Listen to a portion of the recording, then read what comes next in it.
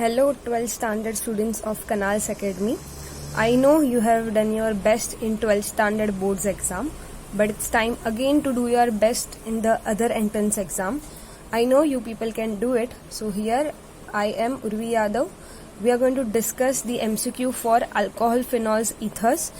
This is the one of the important chapter of the organic chemistry regarding your entrance exams also. Before starting, you must be ready with the reactions and revision of the chapter. Here we are also going to discuss how we can simply or with the less time we can solve the MCQ, some shortcuts regarding the MCQ.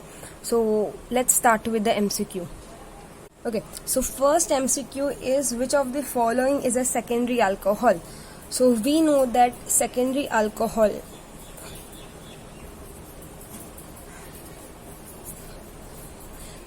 the carbon which is directly attached with the functional group, any functional group you take, secondary means it is attaching with two other carbon atoms. So we need to find out where this carbon is present.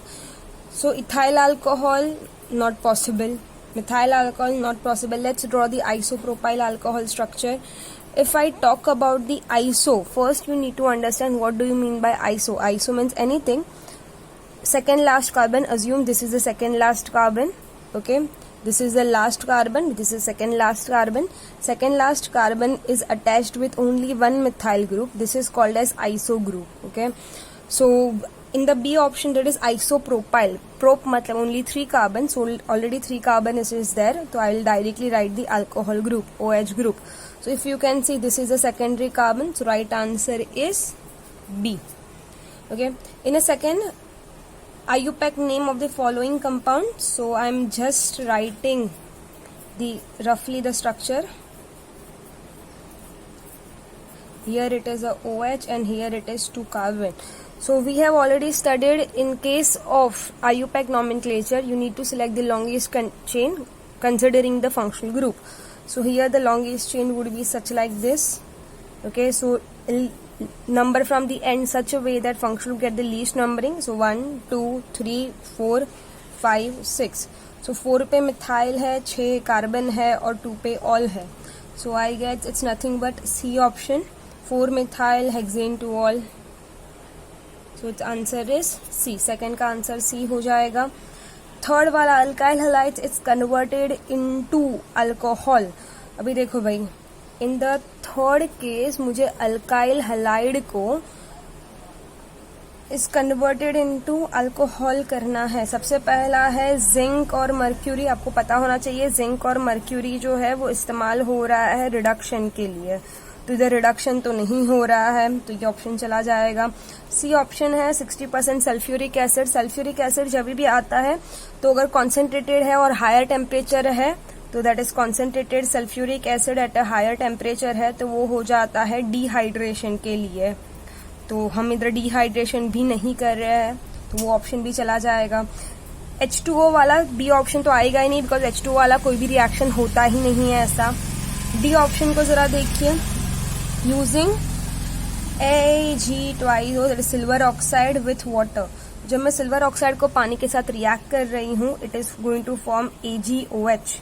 तो कहना इससे मुझे अगर ये reaction carry out करना है तो AgOH plus RX अगर मैं करूंगी तो ये AgX निकल जाएगा, ROH साथ में आ जाएगा तो it is ROH plus AgX. Simple reaction. For the fourth question which is the ketone are treated with Grignard reagent followed by hydrolysis with dilute acid. The product is. So for that, because we have to solve the MCQ quickly, you need to remember this simple notes that formaldehyde always reacts with Grignard reagent to form a primary alcohol. Formaldehyde was HC double bond OH. Okay. Formaldehyde के अलावा जो भी aldehyde है, okay, all the aldehyde other than formaldehyde in presence of Grignard reagent and hydrolysis give always the secondary alcohol. In ketone जो भी होंगे, ketone मतलब CO, आजू बाजू कोई भी अल्काइल ग्रुप कार्बन होगा तो वो हमेशा टर्शरी अल्कोहल ही देता है. तो ये आंसर तो can I say based on this simple trick we can say fourth का आंसर C होगा. So question number 5, lower alcohol are miscible because of the fact that if I talk about question number 5, इन्होंने specifically बोला है lower alcohol. हमें ये बात पता होनी चाहिए कि अल्कोहल का ये जो स्ट्रक्चर है ROH, जो रिजेंबल करता है थोड़ा बहुत पानी के स्ट्रक्चर के साथ, ओके इन दोनों के बीच में इधर जो होता है हाइड्रोजन बॉन्डिंग होता है, ये हाइड्रोजन बॉन्डिंग होता है। ये हाइड्रोजन बॉन्डिंग की वजह, देखो कोई भी कंपाउंड कोई भी दूसरे लिक्विड में मिसिबल का मतलब जब दो लिक्विड एक दूसरे के साथ मिक्स होकर होमोजीनियस लेयर बनाते हैं, मिसिबल होने का मेजर चांसेस जो है वो हाइड्रोजन बॉन्डिंग ही होता है। ओके अभी देखो ये बात अगर मैं थोड़ा और अगर आगे जाए तो इसमें ये जो होगा वो R ग्रुप हमेशा लोअर ग्रुप ही होना चाहिए। अगर ये कोई बल्कियर ग्रुप होगा तो ये बॉन्डिंग जो होगा वो थोड़ा वीक हो जाएगा, वो इमिसिबल होगा। तो ये बात याद रखिए कि हमेशा lower members of alcohol is only miscible with water because of the hydrogen bonding. तो क्वेश्चन नंबर 5 का आंसर होगा इंटरमॉलिक्यूलर, दो मॉलिक्यूल्स के बीच का hydrogen bonding, that is question number 5 का आंसर होगा B। अगर मैं क्वेश्चन नंबर 6 की बात कर रही हूँ तो उन्होंने एक रिएक्शन दिया हुआ है हमें। तो अगर मैं क्वेश्चन नंबर 6 की बात कर रही हूँ, उन्होंने बोला है कि भाई C3H7OH दैट इज प्रोपेनॉल है, उसको मैंने PCl5 के साथ ट्रीट किया। हमें ऑलरेडी पता है कि देखो भाई ये बात आप नोट करके याद ही रख लो, ये बात याद ही रख लो बिकॉज आगे ये बहुत सारे MCQ में ये हमें बहुत काम में आने वाला है कि हम अल्कोहल को अगर मैं रिएक्ट कर रही हूँ PCl5 से, अगर मैं रिएक्ट कर रही हूँ PX3 से, अगर मैं रिएक्ट कर रही हूँ SOCl2 से, अगर मैं रिएक्ट कर रही हूँ HX से, ठीक है इधर X जो है क्लोरीन ब्रोमीन आयोडीन ही लेंगे हम लोग, ये सब मिला के मुझे करस्पॉन्डिंग हलाइड मिलेगा, मतलब कि इधर OH की जगह पर सिर्फ X आ जाएगा। तो ये बात याद रखिए, अल्कोहल से हलाइड कन्वर्जन मैं इन्हीं रिएजेंट से करूंगी, ठीक है। सो मतलब कि इधर जो होगा OH की जगह पर ये Cl आ जाएगा, तो C3H7Cl आ जाएगा। फिर उन्होंने बोला है अल्कोहलिक KOH। अभी हमें पता है कि ये जो अल्कोहलिक KOH है, हमने ये भी सीखा था, इसको भी हम एक नोट करके एक बार समझ लेते हैं। हमने ये भी देखा था कि भाई ये जो RX मॉलिक्यूल होता है अल्काइल हलाइड, मैं दो रिएजेंट ले रही हूँ, एक होगा एक्वस बेस, कौन सा भी बेस ले लो, KOH, NaOH, tertiary butoxide, any base अगर एक्वस में है तो, और है अल्कोहलिक बेस। ऐसा याद रखो कि the one who drink water, aqueous अगर मीडियम लेते हैं तो उनको सब मिलता है, क्या मिलेगा, इधर X की जगह पर OH मिलेगा। पर the one who consume excess of alcohol, उनका सब कुछ चला जाएगा तो निकल के अल्कीन बनेगा। ओके तो इधर हमारे पास वो लोग अल्कोहलिक दिए है, मतलब अल्कीन बनेगा।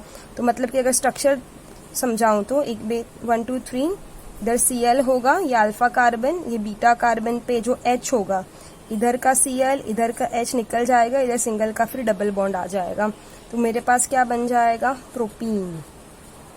तो इधर क्वेश्चन नंबर 6 का answer propene, that is option number C। Okay, so next MCQ is MCQ number 7, oxidation of alcohol depends upon.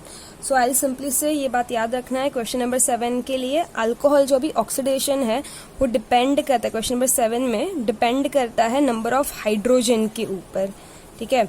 हम बोल रहे हैं ये OH है, उसके साथ ये जो कार्बन है इसको हम अल्फा कार्बन बोलते हैं। अगर इसके पास जितने ज्यादा हाइड्रोजन होंगे उतनी बार हम उसको ऑक्सीडेशन कर सकते हैं।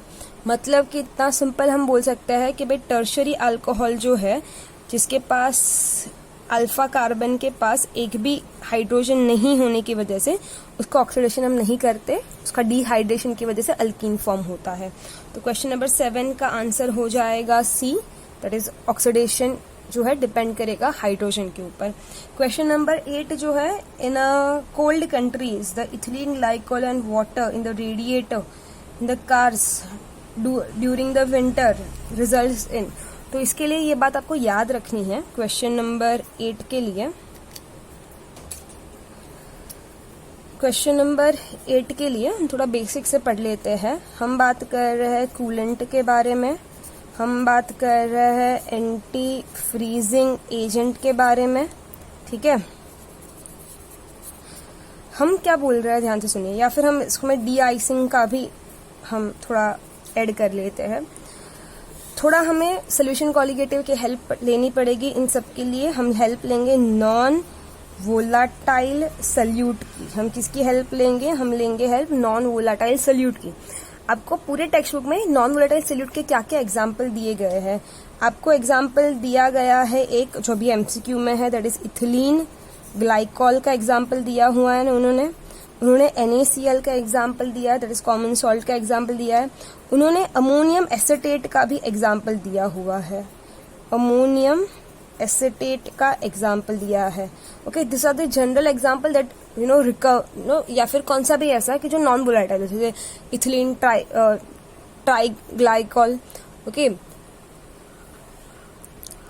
दैट इज ऐसा कोई भी जो नॉन वोलेटाइल सल्यूट हो, उनका आप एग्जाम्पल ले सकते हो इन दिस केस। अभी क्या बोलने का मैं ट्राई कर रही हूँ, फॉर एग्जाम्पल मैंने कोई भी एक लिक्विड लिया हुआ है, सपोज मशीन की अभी बात कर रही हूँ। मशीन में जो भी लिक्विड होता है, कहना इसे मशीन गर्म हो रहा है, एट हायर टेम्परेचर हो जा रहा है, जिसकी वजह से लिक्विड उड़ जा रहा है, जिसकी वजह से मशीन जो है वो खराब हो सकता है। तो सपोज मैं चाहती हूँ कि लिक्विड जो है जल्दी से ना इवापोरेट हो जाए या फिर ना बॉयल या वेपर्स में कन्वर्ट हो जाए, तो मैं इसमें ऐड कर दूंगी ये नॉन वोलाटाइल सल्यूट। मैं इसमें क्या ऐड कर दूंगी? I am going to add over here, that is non volatile solute. मैं इधर ऐड कर दूंगी। ओके, हमें पता है फ्रॉम सोल्यूशन कॉलिगेटिव प्रॉपर्टी कि अगर मैं नॉन वोलाटाइल सल्यूट अगर वोलाटाइल सॉल्वेंट में ऐड करती हूँ, उसका ये जो बॉइलिंग पॉइंट है ये डिक्रीज हो जाएगा, सॉरी बॉइलिंग पॉइंट जो है वो इंक्रीज हो जाएगा। वेरी गुड, बॉइलिंग पॉइंट जो है वो इंक्रीज हो जाएगा। अज्यूम करो भाई ये लिक्विड जो है पहले 100 डिग्री पे बॉईल हो रहा था, अभी वो मे बी 102 103 पे बॉईल होना चालू हो जाएगा। तो मतलब कि हमने जो इसका वेपर फॉर्म होना थोड़ा रोक दिया, थोड़ा कंट्रोल में कर लिया, तो उसको हम बोलते हैं कूलेंट। उसको हम क्या बोलते हैं? कूलेंट। कूलेंट का मतलब उसका बॉइलिंग पॉइंट जो है हम जो है उसे थोड़ा बढ़ा देंगे, सो दैट लिक्विड जो है इवापोरेशन थोड़ा कंट्रोल में कर सके या कम कर सके। ओके, भी एंटी फ्रीजिंग एजेंट या डी आइसिंग जो है ये जनरली हम कोल्ड रीजन में इसका ज्यादा इस्तेमाल होता है ये कॉन्सेप्ट का, बट अवेस हमारे इधर तो इतना ज्यादा बर्फ नहीं पड़ती, पर हाँ जिधर ज्यादा बर्फ पड़ती है उधर यही कॉन्सेप्ट का इस्तेमाल किया जाता है। जनरली होता क्या है कि जब बर्फ पड़ती है, बर्फ मतलब हम बोल रहे हैं वाटर मॉलिक्यूल्स के बीच में ये जो हाइड्रोजन बॉन्डिंग होती है। ओके, सो हम बोल रहे हैं कि ये जो हाइड्रोजन बॉन्डिंग हो रही है, ये हाइड्रोजन बॉन्डिंग हो रही है बर्फ के मॉलिक्यूल्स के बीच में जो केज लाइक स्ट्रक्चर बना रहा है, तो अगर बर्फ जम जाएगी तो गाड़ी होगी या जो भी है व्हीकल वो स्किट होगा उधर। या फिर कभी कभार इतना खराब सिचुएशन हो जाता है कि भाई पेट्रोल या जो भी आप डीजल इस्तेमाल करते हो, फ्यूल इस्तेमाल करते हो, वो भी कभी कभार फ्रीज हो जाता है, उतना कम टेम्परेचर हो जाता है उधर, तो बहुत ही खराब सिचुएशन हो जाती है। तो इसको अवॉइड करने के लिए वो नॉन वोलेटाइल सल्यूट ऐड करते हैं। वो क्या ऐड करते हैं? Non volatile solute. अभी फॉर एग्जाम्पल ये जो मैंने सिंपल एक हाइड्रोजन बॉन्डिंग दिखाया है, हाउ दिस वर्क्स। अभी सपोज मैंने नमक ऐड किया हुआ है, तो हमें पता है कि नमक जो है वो Na+ और Cl- पार्ट जो है आयंस में डिसॉल्व हो जाएगा। ये नमक के पार्टिकल्स जो है ये इधर आके इन दोनों के बीच की जगह को ऑक्यूपाई कर देंगे। ओके, तो जिसकी वजह से उन दोनों की हाइड्रोजन बॉन्डिंग टूट जाएगी, और वो जो बर्फ है, जो स्नो है, वो मेल्ट होके निकल जाएगा। ठीक है, कभी कभार हम इथिलीन ग्लाइकॉल का भी इस्तेमाल करते हैं फ्यूल के साथ। क्यों ऐसा करते हैं? बिकॉज ये जो सारे नॉन वोलेटाइल सल्यूट है वो फ्रीजिंग पॉइंट को जो है वो और कम कर देते हैं। ओके, जिसकी वजह से वो बर्फ नहीं जमता आसानी से, जिसकी वजह से ठंडे रीजन में लोग सर्वाइव ज्यादा बेहतर तरीके से कर सकते हैं। का जो आंसर होगा that is lowering the freezing point, तो 8th का आंसर हो जाएगा A, that is lowering the freezing point. याद रखो coolant, anti freezing, de icing सब में हम इस्तेमाल करते हैं नॉन वोलेटाइल सल्यूट, ये बात याद रखिए। 9th one is question number 9, काफी आसान है। मिथाइलेटेड स्पिरिट, हम मिथेनॉल और इथेनॉल का इस्तेमाल करते हैं। ऐसा क्यों करते हैं? क्योंकि लोग जो है लैब में या इंडस्ट्री में वो इथेनॉल को कंज्यूम ना कर दे, बिकॉज हमने अभी रिसेंटली देखा है कि कितना क्रेज है इथेनॉल के लिए लोगों में, तो वो लोगों को कंज्यूम ना कर दे, इसलिए जानबूझ के इसमें मिथेनॉल डाला जाता है। तो मिथेनॉल डालने से होता क्या है? मिथेनॉल जो होता है हमारी बॉडी के लिए बहुत हार्मफुल होता है, हम मर भी सकते हैं मिथेनॉल कंजम्पशन से, इसलिए जानबूझ के मिथेनॉल डाला जाता है। इसको ही हम बोलते हैं मिथाइलेटेड स्पिरिट। तो क्वेश्चन नंबर 9 का आंसर हो जाएगा B. Question number 10, when ethane amine reacts with, ये जो है वो सेनमियर रिएक्शन का हो जाएगा। हमें पता है सेंट-मेयर रिएक्शन एंट्रेंस की एग्जाम के लिए भी बहुत ही ज्यादा इंपॉर्टेंट है, आपको सेंट-मेयर के सारे रिएक्शन पता होने चाहिए। सपोज मैंने इथेनामाइन ड्रॉ किया हुआ है, इथेनामाइन को मैंने रिएक्ट किया है NaNO2 से HCl से। हमें पता है ये जो बनाएगा वो बनाएगा डाईअजोनियम सॉल्ट। क्या बनाएगा? डाईअजोनियम सॉल्ट। तो C2H5N2 प्लस NCl माइनस डाईअजो, 2 बार अजो, नाइट्रोजन को अजो बोलते हैं और सॉल्ट बनाया है। तो आंसर जो है होना चाहिए डी। डी में सिर्फ आपको, ये मैं क्वेश्चन नंबर 10 की बात कर रही हूँ, 10 में आंसर होना चाहिए डी, पर जस्ट आपको प्रिंटिंग मिस्टेक है, OH की जगह आपका Cl आना चाहिए, वो डाईअजोनियम सॉल्ट बनाता है। हमें पता है डाईअजोनियम सॉल्ट से वेरियस रिएजेंट ऐड करके हमें वेरियस प्रोडक्ट मिलते हैं। फॉर एग्जांपल अगर मैंने पानी को ऐड किया हुआ है तो मुझे अल्कोहल मिलेगा, that is option number B मिलेगा।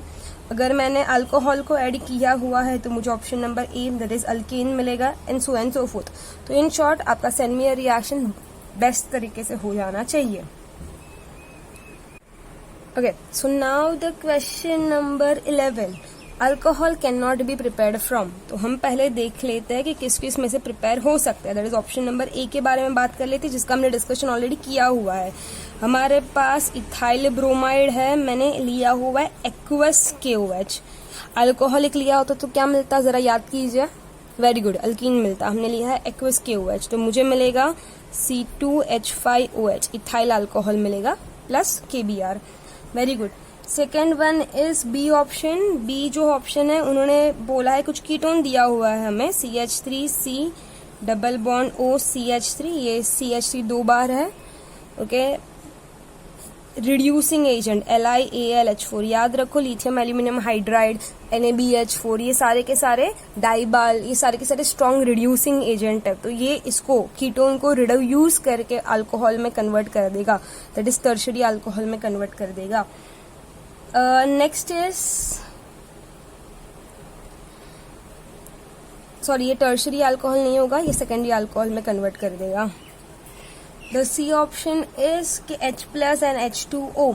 हमारे पास एस्टर है इधर, CH3C double bond O CH3, ये एस्टर है, मॉलिक्यूल है हमारे पास। हमने उसका एसिड हाइड्रोलिसिस किया हुआ है। हमें पता है एसिड हाइड्रोलिसिस की वजह से ये जो मॉलिक्यूल है वो इधर से ब्रेक होगा, एक लेगा H को और एक लेगा OH को। सो कहना है, मुझे जो है अल्कोहल मिल रहा है, as you can see that is CH3OH, alcohol मिल रहा है। तो in short A B C से हम अल्कोहल बना सकते हैं। अगर मैं डी ऑप्शन की बात करूँ तो अल्काइल क्लोराइड को उन्होंने पानी के साथ रिएक्ट किया हुआ, ऐसा कोई भी रिएक्शन नहीं है जिसमें पानी के साथ अल्काइल क्लोराइड रिएक्ट हो सके। तो correct answer is D. D से हम अल्कोहल नहीं बना सकते। अगर मैं बात कर रही हूँ क्वेश्चन नंबर 12 की, आपको इपॉक्साइड का रिंग दिया हुआ है, दैट इज CH2, इधर O है, इधर OH, इधर भी ऐसा वाला रिंग है, इसको हम इपॉक्साइड रिंग बोलते हैं। मैंने उसमें ग्रिग्नार्ड रिएजेंट को ऐड किया है, CH3MgCl, और फिर उसका हाइड्रोलिसिस किया हुआ है। सो हमें ग्रिग्नार्ड रिएजेंट समझने के लिए हम हमेशा सिंपल ट्रिक का इस्तेमाल करते हैं, मैग्नीशियम का प्लस, इधर माइनस। देखो अभी इधर दोनों कार्बन जो है सेम है, ओके, तो आप कौन सा भी एक कार्बन इसमें से चूज कर लीजिए। तो ऑक्सीजन इज मोर इलेक्ट्रोनेगेटिव, तो हमेशा इसके ऊपर माइनस आएगा, और कार्बन के ऊपर कौन से भी कार्बन ले लीजिए दोनों में से एक, उसके ऊपर पॉजिटिव चार्ज आएगा। ऐसा मैं क्यों बोल रही हूँ, बिकॉज ये जो बॉन्ड है अभी हम ब्रेक करेंगे जब ये ऐड होगा इधर, ओके, बिकॉज ऐड हो रहा है तो ये बॉन्ड ब्रेक हो जाएगा।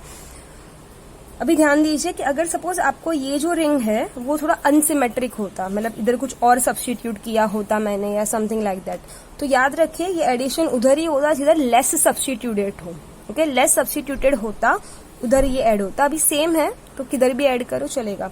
तो कहना है इसे, ये वाला जो है plus minus, that is opposite attract each other, तो ये वाला इधर जाएगा, ये वाला MgCl वाला पार्ट इधर जाएगा, ओके, तो ये रिंग है वो टूट जाएगा। तो आंसर में क्या आएगा, देखिए भाई, ये CH2 जो है वो वैसा का वैसा ही रहेगा, ये O जो है O के साथ आएगा MgCl, और ये CH2 के साथ आ जाएगा ये CH3। तो वापस बोल रही हूँ, रिंग ब्रेक हुई, ये वाली रिंग ब्रेक हुई, तो ये OH इधर गया। क्यों ब्रेक हुई, बिकॉज इसके साथ ये CH3 आया, ये MgCl के साथ ये ग्रुप आ गया, ठीक है। फिर नेक्स्ट में उन्होंने हाइड्रोलिसिस लिखा है, मतलब पानी हमने ऐड किया है, तो H इधर आएगा, एक OH इधर आ जाएगा, और ये पूरा रिंग टूट जाएगा। तो मेरे पास जो स्ट्रक्चर बनेगा as you can see it would be propanol. तो question number 12 propanol, that is option number C. ठीक है ये बात? Okay, so if we talk about now question number 13 ethylene glycol. Ethylene glycol का स्ट्रक्चर आपको पता होना चाहिए। इथिलीन ग्लाइकॉल CH2, इधर भी OH, इधर भी OH। उसके पास 2 OH ग्रुप होने की वजह से वो जो होगा हाइड्रोजन बॉन्डिंग दिखाएगा, जिसकी वजह से वो लिक्विड है, विस्कस लिक्विड है ज्यादा। ओके, क्वेश्चन तो मतलब कि क्वेश्चन नंबर 13 का आंसर हो जाएगा option number B. If I talk about question number 14 now, 14 में आपको N pentanol, N pentane, that is three pentanol, 2,4 dimethyl propane, 2,2 dimethyl propanol. तो ये आपको 4 कंपाउंड दिए गए हैं। उन्होंने बोला है कि आप उसको बॉइलिंग पॉइंट जो है उसमें अरेंज कीजिए, decreasing order of the boiling point में अरेंज कीजिए। तो सबसे पहले जल्दबाजी करने से पहले ये बात समझ लीजिए कि इधर एन लिखा हुआ है। ओके, अल्कोहल में हाइड्रोजन बॉन्डिंग की वजह से वो उसका बॉइलिंग पॉइंट या मेल्टिंग पॉइंट बहुत ही ज्यादा होता है। सबसे highest carboxylic acid and alcohol, alkane का सबसे लीस्ट होता है सब में। ये बात आपको ऑलरेडी पता होनी चाहिए। सब अल्केन का सबसे लीस्ट होता है बिकॉज उसमें हाइड्रोजन बॉन्डिंग नहीं होता है। ठीक है, तो ये वाला बी वाला होगा वो सबसे लीस्ट होगा, वो तो हमने समझ लिया। अभी जो बचा हुआ है ACD, अगर उसकी बात करें तो अगर मैं डी ऑप्शन, बिकॉज हमने देखा है वेंडरवॉल के हिसाब से, वेंडरवॉल ने बोला था मेल्टिंग और बॉइलिंग पॉइंट जो है, मेल्टिंग और बॉइलिंग पॉइंट जो है increases with increase in number of carbon in the straight chain। अगर मैं स्ट्रेट चेन में नंबर ऑफ कार्बन को बढ़ा रही हूं तो ही मेल्टिंग बॉइलिंग पॉइंट इंक्रीज होगा। स्ट्रेट चेन में नहीं है, ब्रांचिंग में है, तो क्या हो जाएगा, डिक्रीज हो जाएगा। तो अगर मैं डी ऑप्शन की बात कर रही हूं तो प्रोपेन है, ऑल है, तो मैंने OH लगा दिया, सेकेंड पे 1 मिथाइल और इधर भी 2 मिथाइल। ठीक है, तो कहना इसे 5 कार्बन तो है पर वो ब्रांचिंग में होने की वजह से उसका बॉइलिंग पॉइंट कम हो जाएगा, दैट इज डी आ जाएगा। फिर डी ऑप्शन के बाद क्या आ जाएगा हमारे पास, अगर मैं बात कर रही हूँ देखो ए की और सी की, तो ए में कहना इसे लॉन्ग चेन है तो ए का सबसे ज्यादा होगा और फिर आ जाएगा सी। तो चेक कर लीजिए, दैट इज 14th का आंसर होगा ए। तो ए का सबसे ज्यादा होगा, फिर सी होगा, फिर डी होगा और फिर लास्ट में बी आ जाएगा। ठीक है ये बात। अभी if I talk about question number 13, अगर मैं बात कर रही हूँ क्वेश्चन नंबर 15 की, arrange the following alcohol in increasing order of the esterification. तो याद रखिए एस्टेरिफिकेशन के लिए हमेशा बल्कियर ग्रुप नहीं होना चाहिए, मतलब स्मॉलर ग्रुप होना चाहिए। जितना स्मॉलर ग्रुप होगा उतना ही एस्टेरिफिकेशन प्रोसेस आसान होगा। तो कैन आई से from the option I can simply say that कि एन ब्यूटाइल, एन का मतलब लॉन्ग चेन होगा, तो एन ब्यूटाइल होगा, वो आसानी से एस्टेरिफिकेशन प्रोसेस में काम आ जाएगा। तो सी वाला हाईएस्ट दिखाएगा, अभी सी वाला हाईएस्ट है, दैट इज बी ऑप्शन देखिए। फिर उसमें है टर्ट वाला सबसे लीस्ट दिखाएगा, तो कैन आई से क्वेश्चन नंबर 15 का जो है ऑप्शन नंबर बी आ जाएगा। एन ब्यूटाइल सबसे ज्यादा होगा, फिर हो जाएगा सेक ब्यूटाइल और फिर आ जाएगा टर्ट ब्यूटाइल। बल्कियर ग्रुप नहीं होना चाहिए। ओके, जितना बल्कियर ग्रुप कम होगा उतना ही एस्टेरिफिकेशन प्रोसेस आसानी से हो जाएगा। Okay, question number 16, which reagent among the following cannot be used for the alcohol to alkyl halide। हमने ऑलरेडी डिस्कस कर लिया इसके बारे में कि SOCl2, PBr3, HCl सब इस्तेमाल होंगे, सिर्फ ये क्लोरीन इस्तेमाल नहीं होगा, दैट इज 16th का आंसर होगा ए। ओके, अभी ethyl alcohol when treated with sulphuric acid gives. Okay, अगर मैं क्वेश्चन नंबर 17 की बात कर रही हूँ तो क्वेश्चन नंबर 17 में देखो भाई, ethyl alcohol that is CH3CH2OH। Alcohol जो है बहुत सारी तरीके से हम इस्तेमाल कर सकते हैं। अगर मैंने अल्कोहल को हायर टेम्परेचर पे रखा, ज्यादा टेम्परेचर पे रखा और कॉन्सेंट्रेटेड लिया तो वो डिहाइड्रेटिंग एजेंट की तरह काम करके वो अल्कीन भी बना लेगा। पर अगर मैंने लोअर टेम्परेचर लिया हुआ है तो वो ईथर बनाएगा। और सल्फ्यूरिक एसिड अगर मैंने स्मॉल अमाउंट में लिया हुआ है तो कैटलिस्ट की तरह भी काम करेगा। तो इन शॉर्ट क्वेश्चन नंबर 17 में हम अल्कीन बना सकते हैं, हम हाइड्रोजन सल्फेट बना सकते हैं अगर वो कैटलिस्ट की तरह काम किया तो, और वो डाइथाइल ईथर भी बना सकता है अगर मैंने लोअर टेम्परेचर लिया तो। ठीक है, तो इन शॉर्ट क्वेश्चन नंबर 17 का आंसर होगा डी, ऑल ऑफ दिस। अभी क्वेश्चन नंबर 18 की बात कर लेते हैं। विच of the following alcohol does not give aldehyde on oxidation. कौन सा वाला जो है अल्कोहल अल्डिहाइड नहीं बनाता ऑक्सीडेशन के लिए। तो हम पहले शॉर्टकट ट्रिक से ही उसको सॉल्व करने का ट्राई कर लेते हैं। हम बोल रहे हैं कि भाई क्वेश्चन नंबर 18 के लिए प्राइमरी अल्कोहल जो है वो हमेशा अल्डिहाइड बनाता है। सेकेंडरी अल्कोहल जो है वो कीटोन बनाता है। टर्शरी अल्कोहल जो है वो जनरली अल्कीन बना लेता है, generally okay. At higher temperature वो डिहाइड्रेशन कर देगा अपने आप, तो अल्कीन बना लेता है। तो इन शॉर्ट क्वेश्चन को थोड़ा क्विकली सॉल्व करने के लिए फाइंड आउट कीजिए कि इसमें से कौन सा प्राइमरी अल्कोहल नहीं है। तो सबसे पहले अगर मैं ए ऑप्शन की बात कर रही हूँ इसमें, तो क्वेश्चन नंबर 18 का A option that is बेंजील alcohol. तो बेंजाइल अल्कोहल में बेंजीन, इधर CH2 होता है और इधर ये OH हो जाता है। तो कहना है इससे ये जो है ये प्राइमरी अल्कोहल है बिकॉज ये एक ही कार्बन से जुड़ा हुआ है। Next is secondary butyl alcohol. तो ये ऑप्शन नंबर ए है। फिर बी ऑप्शन का क्या है, सेकेंडरी ब्यूटाइल अल्कोहल। तो ये सेकेंडरी ब्यूटाइल अल्कोहल है। तो सेकेंडरी मतलब क्या, ये फंक्शनल ग्रुप वाला कार्बन 2 कार्बन से जुड़ा होना चाहिए। तो ये स्ट्रक्चर सेकेंडरी ब्यूटाइल अल्कोहल का हो जाएगा। अगर ये देखो तो ये कार्बन सेकेंडरी हो जाएगा बिकॉज ये 2 कार्बन से जुड़ा हुआ है और उसके नाम में भी है सेकेंडरी। तो इन शॉर्ट ये सेकेंडरी अल्कोहल है वो कीटोन देगा, अल्डिहाइड नहीं देगा। तो करेक्ट आंसर होगा बी, ये बात याद रखिए। अभी इसमें क्वेश्चन नंबर जो है 18 का डी ऑप्शन थोड़ा फैंसी है, दैट इज क्रोटाइल अल्कोहल।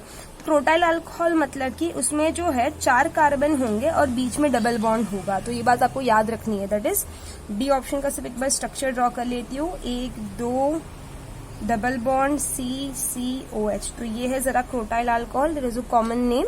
कंफ्यूजन है पर आपको अगर पता होगा तो आप उसको क्विकली सॉल्व कर सकते हो।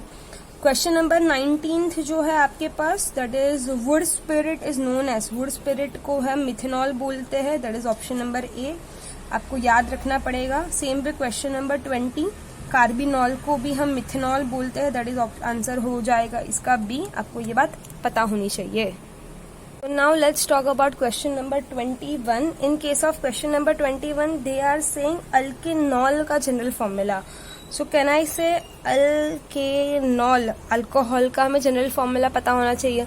मैं थोड़ा क्वेश्चन को और घुमा फिरा के बोलना चाहती हूँ कि इसमें अल्केनॉल के साथ साथ हम ईथर का फॉर्मूला भी सेम ही होगा because they are functional group isomers of each other. तो मॉलिक्यूलर फॉर्मूला दोनों का सेम होगा। सो हम सभी का एक एक बार देख लेते हैं कि कैसे होगा। तो CnH2nO, तो ये किसका जनरल फॉर्मूला है। कहना इससे अगर ये जो है ये सारे के सारे कार्बोनिल कंपाउंड का फॉर्मूला है। फॉर एग्जाम्पल अल्डिहाइड है, ओके, अल्डिहाइड है, कीटोन है, ये सभी का जो है ये कार्बोनिल वाले का ये जनरल फॉर्मूला है। मैं चाहती हूँ आप एक स्ट्रक्चर ड्रॉ कीजिए और चेक कीजिए कि ये सही इसमें बैठ रहा है कि नहीं। ये वाला जो है ये किसी का भी फॉर्मूला नहीं है।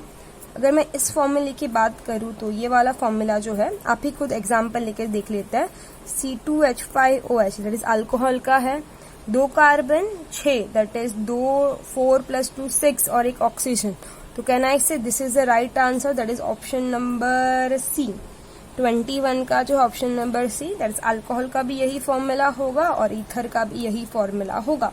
ये किसका होगा, ये जो है कार्बोक्सिलिक एसिड या फिर एस्टर का फॉर्मूला होगा because they both are functional group isomer of each other. ठीक है, तो मैं चाहती हूँ कि आप कोई भी एग्जाम्पल लीजिए कार्बोक्सिलिक एसिड और एस्टर का और चेक कीजिए कि ये और ये मैच हो रहा है कि नहीं। If I talk about question number 22, which is a primary alcohol, तो आप स्ट्रक्चर ड्रॉ कर लीजिए। 22 का आंसर हो जाएगा बी। देख आप क्वेश्चन पढ़ेंगे तभी आपको डायरेक्ट आंसर मिल जाएगा, that is butane 1 all. The next question that is question number 23। Question number 23 हमें पूछ रहा है कि भाई डाईहाइड्रिक अल्कोहल क्या होता है, इस सब में से एग्जांपल कौन सा है। तो डाईहाइड्रिक अल्कोहल मतलब कि जिसमें 2 OH ग्रुप हो। हमने बार बार ये क्वेश्चन में आ चुका है, that is nothing but ethylene glycol. आपको पता होना चाहिए उसका स्ट्रक्चर, हमने ड्रॉ किया हुआ था। तो इसका 23 का आंसर हो जाएगा बी। 24 की अगर मैं बात करूं तो ग्लिसरीन हैज। तो ग्लिसरीन का ये जो स्ट्रक्चर है ये आपको पता होना चाहिए, विच is nothing but CH2OH। CHOH it is a trihydric alcohol. Trihydric मतलब जिसके पास 3 OH ग्रुप हो। तो कहना है ये कार्बन जो है वो प्राइमरी है बिकॉज वो एक से ही जुड़ा हुआ है, ये सेकेंडरी है बिकॉज वो अगले दो से जुड़े हुए हैं। सो कहना है इसके पास 2 प्राइमरी और 1 सेकेंडरी है, which is nothing but option number B. 25 glycerol is trihydric alcohol, तो मतलब 25 का आंसर हो जाएगा डी। अभी 26 ethyl alcohol is industrially prepared from ethylene by. अभी सुनो ये ध्यान से, टेक्स्ट बुक में सबसे पहला प्रिपरेशन ऑफ अल्कोहल का जो है, सबसे पहला प्रिपरेशन जो अल्कोहल का है वो अल्कीन से है।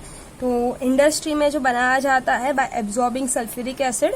तो 26 का जो है आंसर हो जाएगा C. Sulphuric acid as a catalyst है, हाइड्रोलिसिस से बनाया जा रहा है। 26 का जो रिएक्शन है जो आप टेक्स्ट बुक में जाके देखोगे that is alkyne, okay, bye hydrolysis in acidic medium जो है, ओके। ये जो फॉलो करता है मार्कोनिकोव रूल, ओके। मतलब अगर आपके पास अनसिमेट्रिक, ध्यान रखे अनसिमेट्रिक अल्कीन है तो आपको सेकेंडरी या टर्शरी अल्कोहल मिलेगा। बट अगर आप हाइड्रोबोरेशन ऑक्सीडेशन मतलब कि अनसिमेट्रिकल अल्कीन ले रहे हो और आप हाइड्रोबोरेशन ऑक्सीडेशन कर रहे हो, दैट इज फिर H2O2 ले रहे हो, इन प्रेजेंस ऑफ बेस ले रहे हो, तो ये फॉलो करता है एंटी मार्कोनिकोव रूल और आपको प्राइमरी अल्कोहल मिलता है। इसको हम बोल रहे थे हाइड्रोबोरेशन ऑक्सीडेशन प्रोसेस। क्या बोल रहे थे? हाइड्रोबोरेशन ऑक्सीडेशन प्रोसेस, जो एंटी मार्कोनिकोव रूल फॉलो करके प्राइमरी अल्कोहल देता है। सो अगर मैं 27th MCQ की बात करूं तो मेरे पास इथीन है, इथीन से मुझे हाइड्रोबोरेशन ऑक्सीडेशन से अल्कोहल मिल जाएगा, दैट इज इसका 27th का आंसर आ जाएगा बी। 28 भी जरा फटाफट देखिए, सिमिलर ही है।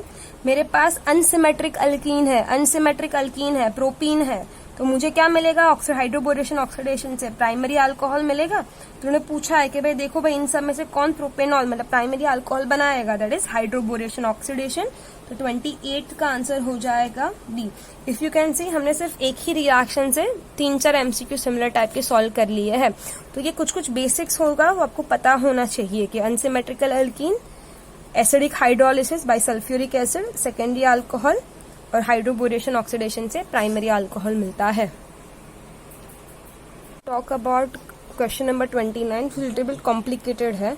Ketone plus Grignard reagent, that is option number A जो है वो बनाएगा हमेशा टर्शरी अल्कोहल। कीटोन से हमेशा टर्शरी अल्कोहल मिलता है, हमने डिस्कस किया हुआ है आगे के MCQ में। अगर इधर फॉर्माल्डिहाइड होता तो फिर हमें primary alcohol that is ethanol मिलता, और ऑप्शन में है नहीं तो what of the question rule out हो जाएगा। अल्कोहल ग्रिग्नार्ड रिएजेंट के साथ कोई रिएक्शन नहीं दिखाता तो ये नो रिएक्शन होगा। एस्टर विद ग्रिग्नार्ड रिएजेंट, अभी depending upon which ester I am taking, वो ग्रिग्नार्ड रिएजेंट के साथ 2 बार कंबाइन होगा, और इधर जो मिलेगा मुझे टर्शरी अल्कोहल मिलेगा। तो अगर हमें चाहिए इथेनॉल तो ये भी ऑप्शन में नहीं आएगा। डी ऑप्शन की बात कर रही हूँ तो कार्बोक्सिलिक एसिड ग्रिग्नार्ड रिएजेंट के साथ वैसे तो रिएक्ट नहीं होता बिकॉज वो न्यूट्रलाइजेशन रिएक्शन हो जाता है, पर कार्बोक्सिलिक एसिड अपना H को लॉस करके जो ग्रिग्नार्ड रिएजेंट के अल्काइल ग्रुप के साथ जाके अल्केन बनाता है। तो ये क्वेश्चन में थोड़ा सा करेक्शन रिक्वायर्ड है, ओके। सो अभी के लिए अगर आप इधर कीटोन की जगह फॉर्माल्डिहाइड लिख लेते तो इधर प्राइमरी अल्कोहल दैट इज हमें इथेनॉल मिल जाता, ठीक है। तो इसको क्वेश्चन को हम वैसे ही रख लेते हैं, पर हाँ ये क्या होता है वो एक बार आप समझ लीजिए। If I talk about question number 30, अभी glycerol when heated with sulphuric acid को हमने एक H को रिप्लेस किया है K से, KHSO4 इट गिव्स। अभी ग्लिसरॉल का स्ट्रक्चर क्या आ जाएगा? CH2OH, that is again CHOH and again CH2 again OH, ठीक है। अभी हम जब इसको जब हम सल्फ्यूरिक एसिड के साथ KHSO4 के साथ रिएक्ट करेंगे तो ये जो होगा वो डिहाइड्रेटिंग एजेंट होगा। अभी देखो ऐसा जरूरी नहीं कि 3 आपके पास अल्कोहल ग्रुप है तो 3 बार वाटर मॉलिक्यूल निकलेगा, ऐसा नहीं है।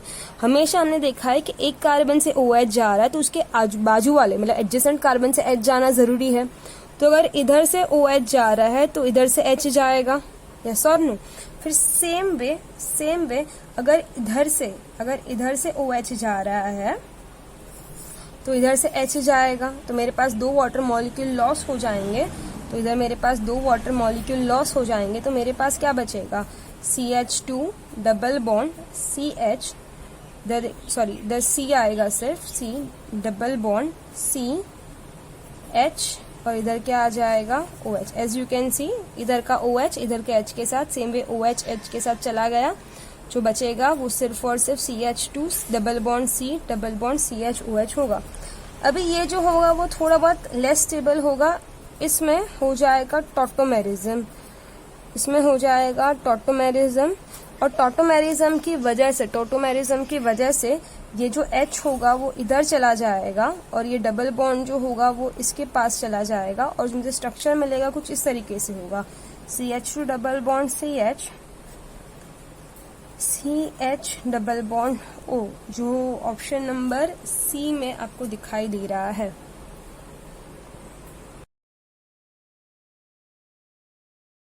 So in the MCQ number 31, ethyl alcohol in presence of excess of base, okay, in chlorine, presence of chlorine, excess of base.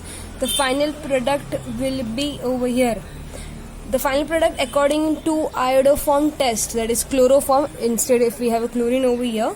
So according to the chloroform test, the answer has to be option number C, that is CHCl3. 32 question number. The mechanism would be approximately like to the chloroform test. So answer has to be CHCl3. The option number 32, the compound which is treated with ferric ammonium nitrate solution. You should know that any compound which has been treated with ferric ammonium nitrate solution, the only reaction it will show the yellow coloration with alcohol. So option has to be A. 33. Glycerol is used in the manufacture of dynamite. ये आपको पता होना चाहिए, याद कर लीजिए इसे. Denatured spirit is mainly used for. Denatured spirit तो वो सॉल्वेंट की तरह काम आता है, तो that is option number C. अगर मैं 35 की बात करूँ, tonic in general contain, okay, तो टॉनिक जो होता है फॉर एग्जांपल कफ सिरप जो भी है, तो उसमें जनरली मेजरली जो हम इस्तेमाल करते हैं वो हम इस्तेमाल करते इथेनॉल का ही इस्तेमाल करते हैं, तो that is option number C. You will be surprise that previously major of the cup syrup used to contain ethanol in it, so the one when there is a ban of ethanol they used to consume it directly the cup syrup. 36, which is the following which is used as an antifreeze. तो हमने अभी देखा था कि antifreeze जो होगा वो ऐसा कुछ होगा कि जो नॉन वोलाटाइल हो, तो इथाइल अल्कोहल वोलाटाइल है, वाटर जो है वो भी वोलाटाइल है, ओके, तो इसका आंसर होगा glycol, that is A. Then 37th one, glycerol is used in sweetening agent की तरह manufacture of nitroglycerine, in manufacture of good quality soap. आप बोल दीजिए all of this, that is B. 38 की बात करते हैं तो ortho dihydroxybenzene is dihydroxybenzene OH, तो इसको मैं बोलती हूँ कैटेचॉल. और अगर मेरे पास अगर 3 OH है तो उसको मैं बोलती हूँ पायरोगैलॉल, तो ये आपको पता होना चाहिए. तो मतलब 38 का आंसर जो है वो C हो जाएगा. अगर 39 का अगर मैं बोलूँ which is example of trihydric phenol, तो ट्राईहाइड्रिक फिनॉल जो है वो एग्जाम्पल हो जाएगा pyrogallol, that is option number B. If we talk about question number 40, Raschig process. तो ये रैशिंग प्रोसेस हमने इस्तेमाल किया था फिनॉल के प्रिपरेशन के लिए। तो आप वो फिनॉल के प्रिपरेशन में जो कैटलिस्ट ढूंढिए, that is option number C, Al2O3 and calcium phosphate. So now if we talk about the 41 MCQ, in question number 41, which is the commercial method for the preparation of phenol? If you see, all the 4 methods can be used for the preparation of phenol. तो चारों में से commercial method कौन सी? तो commercial में हम ये समझने की ट्राई करते हैं कि जो बाई प्रोडक्ट हो वो भी हमारा इंडस्ट्रियली इंपॉर्टेंट कंपाउंड होना चाहिए, तो ही वो कमर्शियली इंपॉर्टेंट होगा। So if we talk about the cumene process, तो can I say cumene process में दैट इज सी, इधर भी था CH3, तो ये जो क्यूमीन था, तो ये क्यूमीन प्रोसेस में अगर आपको थोड़ा याद है तो जो हमें बाई प्रोडक्ट मिल रहा था वो एसीटोन था। जो बाई प्रोडक्ट फिनॉल के साथ मिल रहा था वो था एसीटोन। तो एसीटोन बाई प्रोडक्ट है पर एक इंडस्ट्रियली इंपॉर्टेंट सॉल्वेंट है, तो हमारा जो बाई प्रोडक्ट है वो भी बहुत इंपॉर्टेंट है। तो इसीलिए cumene, that is option number A जो है वो कमर्शियल मेथड में इस्तेमाल किया जाता है फिनॉल के प्रिपरेशन के वक्त। देन दैट इज 42nd वाला MCQ। 42 में अगर आप देखो तो नाइट्रेशन, सभी जो ऑप्शंस है उन सभी से आपको नाइट्रेशन मिल जाएगा, पर उन्होंने बोला है पार्शियल नाइट्रेशन। पार्शियल नाइट्रेशन का मतलब है कि सिर्फ एक ही नाइट्रो ग्रुप उनको ऐड करना है। तो एक ही नाइट्रो ग्रुप ऐड करना है तो कहना से मैं डाइल्यूट नाइट्रिक एसिड का इस्तेमाल करूंगी, that is option number A. If I talk about 43(1), तो उन्होंने बोला है कॉन्सेंट्रेटेड सल्फ्यूरिक एसिड लिया है और नाइट्रिक एसिड भी लिया हुआ है। तो ये जो नाइट्रेशन है वो ऑर्थो, पैरा, ऑर्थो तीनों जगह पे हो जाएगा, that is option number D. Dilute ले रहे हो तो सिर्फ ऑर्थो या फिर पैरा, डिपेंडिंग अपॉन क्या टेम्परेचर ले रहे हो, पर अगर कॉन्सेंट्रेटेड और सल्फ्यूरिक एसिड के साथ ले रहे हो तो 2,4,6 डाइनाइट्रोफिनॉल, दैट इज 43 का हो जाएगा D. 44, 4-chloro-3,5 dimethyl phenol is also called as Dettol, अभी जो काफी चर्चा में है, तो ये बात याद रखिए। 45th, the hybrid state of carbon which is attached with phenol. तो हम जो बोल रहे हैं कि फिनॉल के साथ जो कार्बन है वो डबल बॉन्ड से अटैच्ड है, तो ये जो कार्बन जो होगा कहना है से वो sp2 हाइब्रिडाइज्ड कार्बन होगा। तो 45th का जो होगा वो हो जाएगा बी ऑप्शन।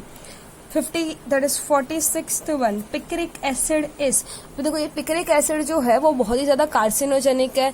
पिक्रिक एसिड जो है वो येलो कलर का बहुत ही प्लीजेंट स्मेल वाला कंपाउंड है, तो उसका आ जाएगा 46 का आंसर आ जाएगा D, that is bright yellow colour. Okay, picric acid liquid में भी होता है, पर उसके जो बेटा उसे हम कोई सॉल्वेंट में डिसॉल्व कर दे तो लिक्विड में बन जाएगा, पर जब आप देखोगे तो उसके क्रिस्टल्स जो होंगे वो साइड पे चिपके हुए होंगे, तो it is a bright yellow colour. 47, which of the following sets of groups activates the ortho and nitro position in electrophilic substitution? अभी ध्यान दीजिए, हम अगर बात कर रहे हैं फिनॉल की तो इलेक्ट्रोफिलिक सब्स्टिट्यूशन को मुझे इन्हांस करना है।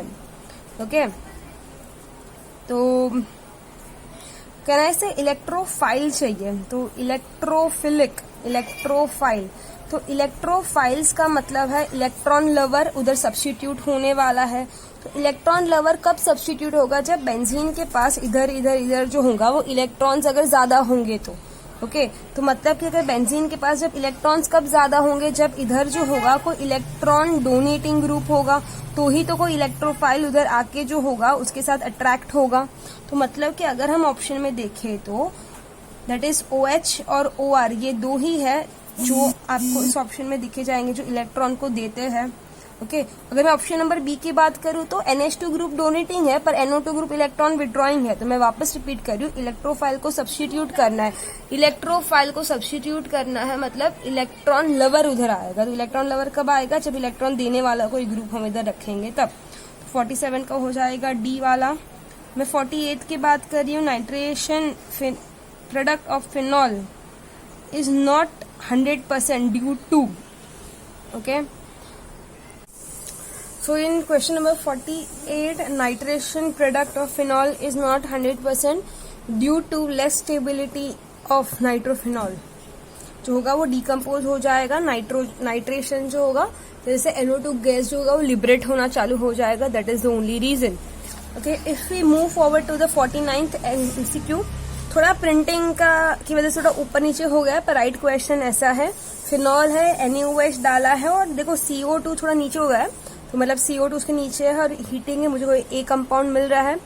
फिर अगेन एसिडिक कंडीशन में हाइड्रेशन कर रही हूँ B, और फिर मैं उसका एसिटाइलेशन कर रही हूँ, क्या मुझे प्रोडक्ट मिलेगा। इस क्वेश्चन को आप कैसे समझोगे, पहले तो NaOH जो है वो प्रोटेक्शन के लिए काम लगेगा, तो NaOH protection, acidic condition D protection के लिए इस्तेमाल होगा। तो मतलब कि इधर जो होगा ये फिनॉक्साइड आयन मिलेगा, ओके। CO2 की वजह से इधर आ जाएगा COOH ग्रुप, H+ से ये जो होगा वो डी प्रोटेक्शन होगा, मतलब कि मुझे मिलेगा इधर वापस फिनॉल OH और COOH। अभी वाला जो प्रोसेस है वो थोड़ा इंटरेस्टिंग है, वो हम ध्यान से देख लेते हैं। ये AC2O क्या होता है, ये जो है ये एक अनहाइड्राइड है, ये जो है एक अनहाइड्राइड है, ओके, एसिटिक अनहाइड्राइड है ये। इसका structure CH3C double bond O, ये एसिटिक ग्रुप है, तो ये AC जो है, ये AC का मतलब ये ग्रुप है, तो 2 बार हमने लिखा है।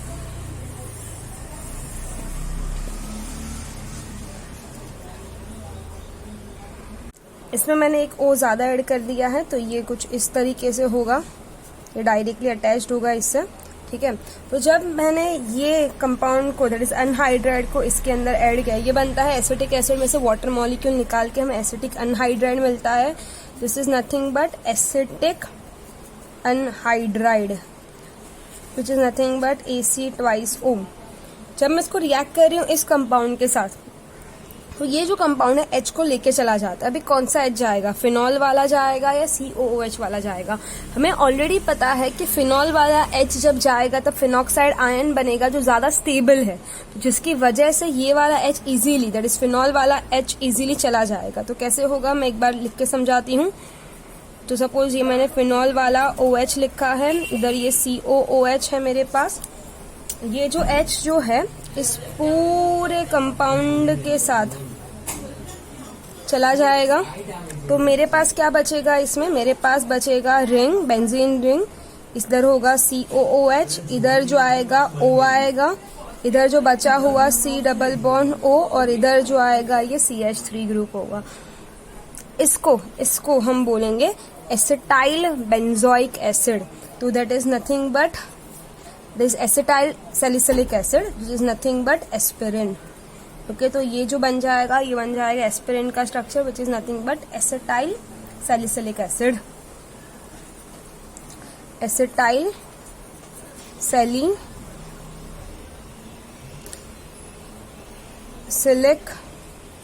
एसिड, ये बात याद रखिएगा, इसका कॉमन नेम है एस्पिरिन का। If we talk about MCQ number 50, अगर हम बात कर रहे हैं MCQ नंबर 50 के बारे में, तो उन्होंने पूछा विच of the following is incorrect, कौन सा MCQ जो है उसमें से ऑप्शन जो है वो गलत दिया गया है। तो FeCl3 is used for detect phenol, हाँ, बिकॉज FeCl3 से जो फिनॉल जो है वो वायलेट कलरेशन देगा, जो अल्कोहल नहीं देगा। तो मतलब कि FeCl3 यूज होता है फिनॉल और अल्कोहल को डिस्टिंग्विश करने के लिए। फेलिंग सोल्यूशन ग्लूकोज के साथ डिटेक्शन के लिए इस्तेमाल होगा, हाँ, बिकॉज वो एल्डिहाइड है, फेलिंग सोल्यूशन इस्तेमाल होगा। Then is Tollens reagent is used to detect the unsaturation, नहीं, फेलिंग टॉलरेंस शिफ्ट रिएजेंट जो इस्तेमाल होता है वो अल्डिहाइड को डिटेक्ट करने के लिए इस्तेमाल होता है, ओके। तो 50 का जो गलत ऑप्शन है वो C है, बिकॉज टॉलरेंस रिएजेंट जो है वो अल्डिहाइड को डिस्टिंग्विश के लिए इस्तेमाल होता है। अगर मैं 51st MCQ की बात करूं, action of diazomethane on phenol liberates, जब भी डाईअज़ो ग्रुप आया आपको पता होना चाहिए कि वो हमेशा नाइट्रोजन को ही लिबरेट करेगा, तो 51 का भी C ही ऑप्शन आएगा। Phenol is not use in the manufacture of, phenol जो है पेट्रोल के लिए मैन्युफैक्चर में इस्तेमाल नहीं होता, हाँ, पर अल्कोहल दैट इज इथेनॉल इस्तेमाल हो सकता है। हम इथेनॉल का इस्तेमाल इसलिए करते हैं कि बिकॉज वो कंबशन से वाटर, CO2 और बहुत सारी हीट देता है, वो बहुत सारी हीट से मशीन चलती है। सो बट ऑब्वियस हम फ्यूल की तरह इथेनॉल का इस्तेमाल करते हैं, पर नहीं कि फिनॉल का इस्तेमाल करते हैं। 53 azo dye are prepared from aniline, आपको पता होगा कि हमने ये आई कैन से नाइट्रोजन कंटेनिंग कंपाउंड का ये एक्चुअली क्वेश्चन है। तो एनिलीन जो है वो लास्ट में अजोडाई वाला कंपाउंड में, एनिलीन से सेनमियर रिएक्शन से फिर हम अजोडाई को बनाते थे। तो 53 का ए होगा एनिलीन, दैट इज बेंजीन के ऊपर NH2। 54 क्रेसॉल, क्रेसॉल में होता है बेंजीन होता है, CH3 होता है, OH होता है। तो OH जो है ये बेंजीन रिंग से डायरेक्टली अटैच्ड है, मतलब कि हम बोल रहे हैं कि option number B that is में फिनोलिक OH होगा। 55 की बात कर रही हूँ, अगर हम बोले sodium benzene sulphonate on reaction with NaOH it gives phenol, ये जो होता फिनॉल का थर्ड प्रिपरेशन था, तो आप उसको टेक्स्ट बुक से ही डायरेक्टली लिया है कि भाई ये फिनॉल के लिए इस्तेमाल होता है, तो ऑप्शन नंबर ए। 56 की अगर बात करें तो which of the following does not form phenol और फिनॉक्साइड, इसमें से क्या फिनॉल या फिनॉक्साइड नहीं बना सकता। तो फिनॉल का स्ट्रक्चर हमारे पास क्या होता है, बेंजीन और OH। और देखो ऑप्शन नंबर ए, क्लोरीन हटा के आप उसको रेशिंग मेथड से फिनॉल बना सकते हो। Option number C, that is by Sandmeyer reaction से भी आप उसको अल्कोहल के साथ, सॉरी वाटर के साथ ट्रीट करके, सी ऑप्शन को वाटर के साथ ट्रीट करके आप फिनॉल बना सकते हो। डी वाला जो हमने अभी पहले वाले MCQ में देखा था, ओके, उससे भी फिनॉल बना सकते हो। मतलब कि बी वाला जो ऑप्शन है दैट इज बेंजोइक एसिड है, बेंजोइक एसिड से आप नहीं बना सकते हो फिनॉल, मतलब कि बी उसका करेक्ट आंसर है, बेंजोइक एसिड से आप कभी भी फिनॉल नहीं बना सकते। If I talk about MCQ number 57, मैं 57th MCQ की बात कर रही हूँ। तो देखो भाई, डाइअजोनियम सॉल्ट है, अगर आप उसमें पानी डालोगे और हीट करोगे तो आपको फिनॉल मिलता है। उन्होंने लिखा है अल्कोहलिक KOH, हम एक्वस KOH इस्तेमाल कर सकते हैं बिकॉज बेस कैटलिस्ट की तरह काम कर रहा है।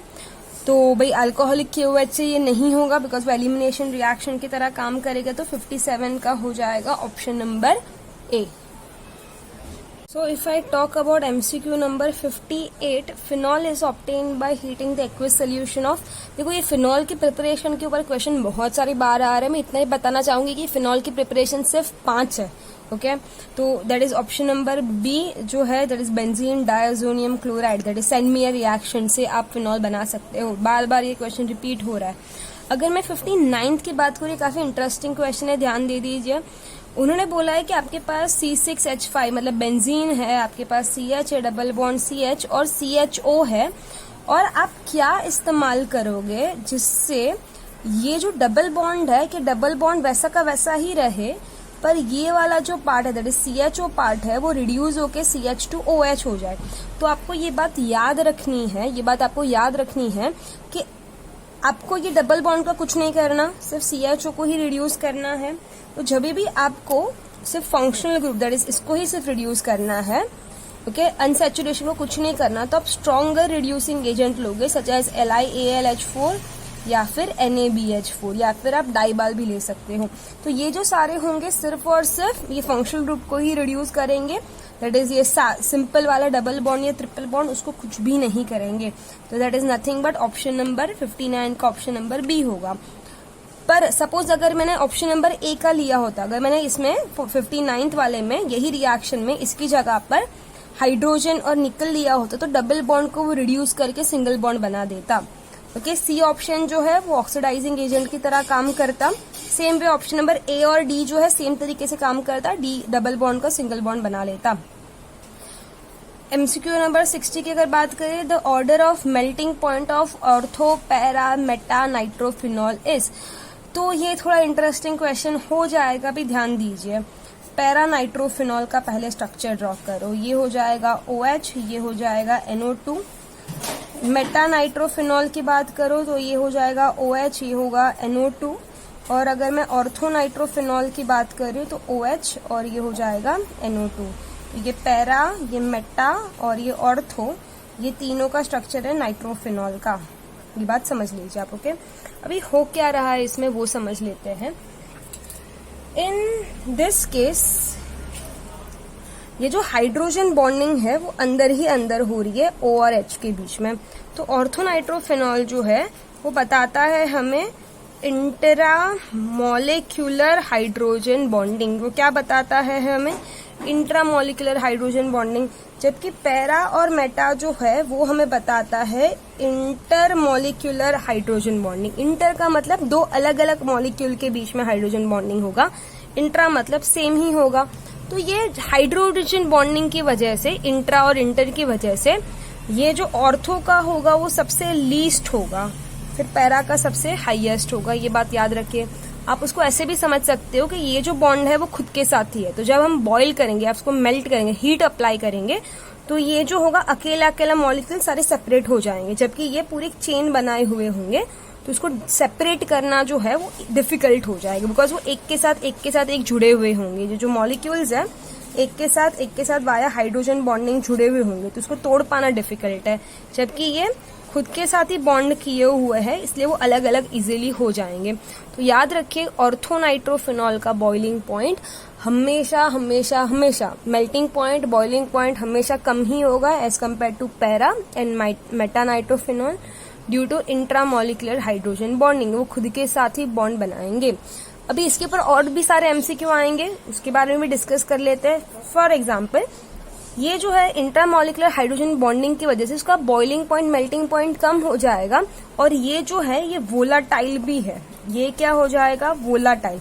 तो अगर मैं डिस्टिलेशन कर रही हूँ तो ये सबसे पहले उड़ जाएगा, बिकॉज उसका बॉइलिंग पॉइंट बहुत ही कम है। तो ये आपको याद रखना है, एमसीक्यू में आगे हेल्प होगा इसका। 60 का आंसर होगा बी, पैरा का सबसे ज्यादा, फिर मेटा और फिर ortho. If we talk about 61st MCQ, which of the following has the lowest boiling point? तो आंसर आ जाएगा फिनॉल, बिकॉज बाकी सब में जो है वो नाइट्रोजन ग्रुप आ रहा है, तो नाइट्रो ग्रुप जो है जिसकी वजह से हाइड्रोजन बॉन्डिंग एक्सटेंसिव हो रहा है बिटवीन NO2 का O एंड फिनॉल का H की वजह से, कि फिनॉल में ऐसा नहीं है। तो आंसर आ जाएगा डी। फिनॉल का अप्रॉक्सी बॉइलिंग पॉइंट अराउंड 181 है, बाकी सबका उससे बहुत ही ज्यादा है। 62, which of the following, which compound has a hydrogen bonding? अभी देखा भाई, फिनॉल में हाइड्रोजन बॉन्डिंग होता है, बाकी किसी में भी नहीं होता। तो 62 का हो जाएगा option number B. If I talk about 63 वाला, देखो भाई 62 में आपको बाकी के सारे स्ट्रक्चर मुझे लगता है कि आपको ऑलरेडी पता ही है, तो इसलिए मैं इस क्वेश्चन को ओमिट करके बाकी की ओर आगे बढ़ते हैं। 63 के बारे में बात करते हैं। The most suitable method for the separation of 1:1 mixture of ortho para nitrophenol. ठीक है, तो हमने क्या बोला, अभी थोड़ी देर पहले ही हमने डिस्कस किया था कि O nitrophenol, that is ortho nitrophenol जो होगा इंट्रामोलिकुलर हाइड्रोजन बॉन्डिंग की वजह से उसका बॉइलिंग पॉइंट बहुत ही कम होगा, वो वोलाटाइल लिक्विड होगा, जबकि पैरा नाइट्रोफिनॉल का बॉइलिंग पॉइंट ज्यादा होगा। तो due to their high difference in their boiling point we can separate them by simple distillation process. तो कौन सबसे पहले आएगा? ओ नाइट्रोफिनॉल, फिर बाद में कौन आएगा? P nitrophenol. ये आपको पता होना चाहिए। देखो भाई, ये जो हम वीडियो बना रहे हैं तो ये जस्ट कि आपने एमसीक्यू सॉल्व किए हुए हैं, जो डिफिकल्टी है उसको थोड़ा जस्ट सॉल्व करने के लिए, बट ऑब्वियसली हम इसका लाइव डाउट सॉल्विंग सेशन भी रखेंगे, तब आपको जो भी अगर और भी डाउट है अगर इस टॉपिक में उसके अलावा भी, तो उसको हम सॉल्व कर सकते हैं। 64, phenol is less acidic then, देखो भाई नाइट्रो ग्रुप है, क्या हम बोलते हैं इसमें कि भाई इलेक्ट्रॉन, ऑलरेडी नो दैट कि भाई जब भी हम इलेक्ट्रॉन विड्रॉइंग ग्रुप का इस्तेमाल करेंगे एसिडिक कैरेक्टर जो होगा वो इंक्रीज होगा। ये हमें पता है ऑलरेडी कि इलेक्ट्रॉन विड्रॉइंग ग्रुप डालेंगे एसिडिक कैरेक्टर बढ़ेगा। तो अगर मैं 64th MCQ के बारे में बात करूं तो एसिडिक एसिड, तो हमें पता है कि अल्कोहल से ज्यादा एसिडिक, अगर मैं एसिडिक स्ट्रेंथ की बात कर रही हूँ तो अल्कोहल से ज्यादा एसिडिक फिनॉल है और फिनॉल से ज्यादा एसिडिक कार्बोक्सिलिक एसिड है। तो बट ऑब्वियस एसिडिक एसिड तो फिनॉल से ज्यादा ही एसिडिक होगा। अभी पैरा नाइट्रोफिनॉल हमने नाइट्रो ग्रुप लगाया, मतलब इलेक्ट्रॉन विड्रॉइंग ग्रुप लगा, जिसकी वजह से एसिडिक कैरेक्टर बढ़ जाएगा। तो 64th का आंसर आएगा सी ऑप्शन। 65 की अगर बात करें तो विच इज करेक्ट, ओके, आपको नॉट को हटा देना है, आपको लिखना है which is correct option among this. तो हम बोल रहे हैं कि पहले ऑप्शन पढ़ लेते हैं। Phenol is more acidic than acetic acid, गलत है, हमने अभी देखा। Phenol is less acidic than acetic acid. B, ethanol is less acidic than phenol, right है, ethanol is less acidic than phenol. तो 65 का हो जाएगा ऑप्शन नंबर बी। देन 66 का, विच of the following is most acidic, इसमें से क्या है जो सबसे ज्यादा एसिडिक है। तो आप ऐसा कोई ऑप्शन ढूंढिए कि जिसमें हमने इलेक्ट्रॉन विड्रॉइंग ग्रुप का इस्तेमाल किया गया है। तो 66 ऑप्शन में देखो, फिनॉल में तो कोई इलेक्ट्रॉन विड्रॉइंग ग्रुप नहीं है, बेंजाइल अल्कोहल मतलब CH2 ग्रुप लगाया हुआ है, प्राइमरी अल्कोहल हो जाएगा, और अल्कोहल तो भाई फिनॉल से लेस एसिडिक हो जाएंगे, तो बेंजाइल अल्कोहल तो आएगा ही नहीं। मेटाक्लोरोफिनॉल, तो हम बोल रहे हैं कि क्लोरो ग्रुप जो है वो इलेक्ट्रॉन विड्रॉइंग ग्रुप की तरह काम करेगा, तो इन सब में जो है C वाला जो होगा वो थोड़ा ज्यादा एसिडिक होगा। साइक्लोहेक्सेनॉल, तो ये जो है हेक्सेन ग्रुप जो है दैट इज अल्केन जो है इलेक्ट्रॉन डोनेटिंग की तरह काम करेगा। Alkyl group are always electron donating group, तो डी ऑप्शन नहीं आएगा इसमें, ठीक है। तो क्लोरो इलेक्ट्रॉन विड्रॉइंग ग्रुप की तरह काम करेगा, ओके, तो जिसकी वजह से एसिडिक कैरेक्टर दिखाएगा। 67 phenol is that is weaker then ammonia भाई बेस है, तो बेस तो बात ही नहीं करेंगे, फिनॉल जो है एसिडिक इन नेचर है। B stronger than carbonic acid, तो आपको पता होना चाहिए कार्बोनिक एसिड जो है मतलब उसका मतलब फिनॉल ही होता है, तो उसको तो हम बात ही नहीं करेंगे। कार्बोनिक एसिड जो होता है तो वो H2CO3, तो उसके वो जो H2CO3 है वो बहुत ही ज्यादा वीक है, तो that is option number C, weaker than carbonic acid that is H2CO3। हम क्या बोल रहे हैं, ये कार्बोनिक एसिड, ये जो कार्बोनिक एसिड है तो फिनॉल कार्बोनिक एसिड मतलब H2CO3 जो होता है वो इजीली डिसोशिएट हो जाएगा to form H2O plus CO2, okay, ये हाईली डिसोशिएट हो जाएगा to form H2CO3, H2O and CO2 में तुरंत ही डिसोशिएट हो जाएगा। तो कहना है ये वाला जो होगा फिर ये एसिडिक कैरेक्टर दिखाने के लिए ये वाटर मॉलिक्यूल जो होगा ये H2O उसके साथ जाएगा to form H3O plus plus H plus, तो ये H जो है वो काफी आसानी से दे देगा। तो कार्बोनिक एसिड है वो ज्यादा एसिडिक है और फिनॉल जो है वो थोड़ा कम एसिडिक हो जाता है, ओके, तो इसका आ जाएगा 67 का option number C, that is weaker than carbonic acid आ जाएगा। 17th MCQ, in 17th MCQ they are saying the reaction of acyl chloride, ये acyl chloride with phenol, okay, in presence of base and pyridine it is going to give, ये जो process है इसको हम बोल रहे हैं स्कॉटन-बाउमैन रिएक्शन। ये थोड़ा आउट ऑफ द ट्रैक वाला रिएक्शन है, ये टेक्स्ट बुक में इंक्लूड नहीं था, ये out of the text book पूछा गया है उसने। तो ये जो रिएक्शन है ये reaction that is option number D, जिससे हमें मिलता है ester, okay. If I talk about 71 MCQ, phenol on distillation with zinc dust gives, तो हम बोल रहे हैं फिनॉल है, मैंने जिंक के साथ उसको रिएक्ट किया है, जिंक डस्ट, तो जिंक है ऑक्सीजन को लेके भाग जाएगा, तो हमारे पास सिर्फ और सिर्फ बच जाएगा benzene, okay. If I talk about 72 MCQ, अगर मैं 72 MCQ की बात कर रही हूँ तो जिसमें कहना है एक स्टेप तो इधर हो ही जा रहा है, that is phenol plus zinc, तो मेरे पास बेंजीन तो बन ही गया है। फिर उन्होंने लिखा है concentrated HNO3 and concentrated H2SO4, तो कहना है जिससे मुझे नाइट्रेशन रिएक्शन मिलेगा, मतलब इधर जो आएगा वो है NO2 ग्रुप आएगा प्लस वाटर मॉलिक्यूल। अभी उन्होंने नेक्स्ट स्टेप पे वापस जिंक डाला हुआ है, तो जैसा ऐसा कोई भी रिएक्शन नहीं है। 72 क्वेश्चन थोड़ा करेक्शन हमें चाहिए, दैट इज 72 का अगर हम बात करें तो दैट इज ऑप्शन नंबर, अगर हम ए की बात करें दैट इज बेंजीन मिलेगा हमें, फिर नाइट्रोबेंजीन हमें मिलेगा, तो आपको जो है इधर ही स्टॉप हो जाना है।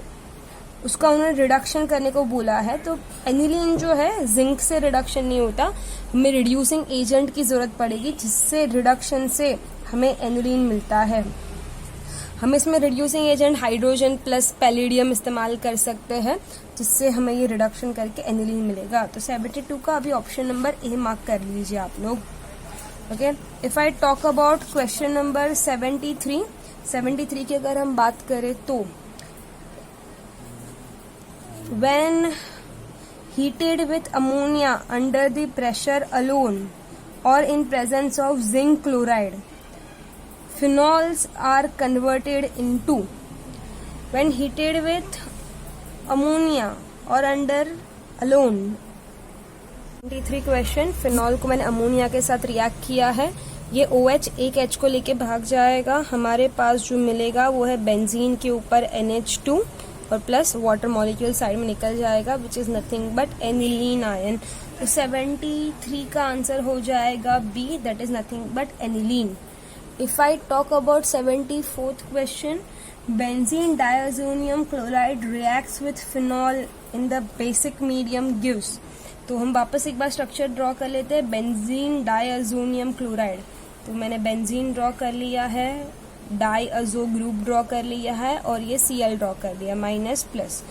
रिएक्ट्स विथ किसके साथ उन्होंने रिएक्ट किया हुआ है, और उसको उन्होंने रिएक्ट किया हुआ है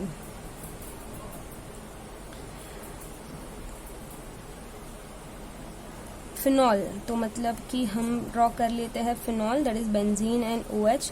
तो ये है फिनॉल और ये है बेंजीन डाइअजोनियम क्लोराइड। तो इन अ बेसिक मीडियम, तो इधर बेसिक मीडियम भी लिख देते हैं। ये जो रिएक्शन जो होगा इसमें ये जो मॉलिक्यूल है इधर ये अटैक करेगा, ये H होगा, ये लॉस करेगा, ये इधर से लॉस करेगा। तो इन शॉर्ट ये जो प्रोडक्ट हमारे पास जो आएगा, डायरेक्ट अगर मैं आंसर लिखी तो N डबल बॉन्ड N, इधर आ जाएगा बेंजीन अगेन और इधर आ जाएगा OH ग्रुप, ठीक है, प्लस HCl पार्ट। तो 74th का आंसर होगा पैरा हाइड्रोक्सी